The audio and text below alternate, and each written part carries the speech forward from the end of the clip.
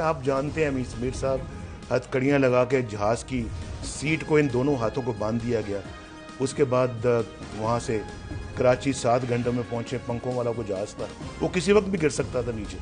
तो बड़ा पुराना कोई जहाज़ था, वो जो छोटा रास्ते सा, में मुल्तान में रुका था। मुल्तान में 3.5 कामरा से चले, जो इस्लामाबाद के पास है।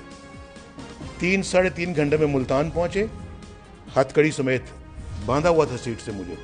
वहाँ लैंड किया रिफ्यूलिंग के लिए, फिर कराची के लिए चले और 3-3.5 घंटे में कराची पहुँचे।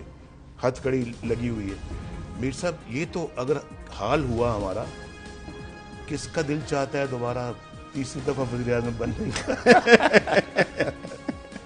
था 14 महीने काल कोठरी में मैं रुल रहा था, काल कोठरी में, और जो सलूक मेरे साथ किया जाता था। और जब मैंने हथकड़ी का वाक़या आपको बताया, जब हथकड़ी लग रही थी तो पुलिस का कोई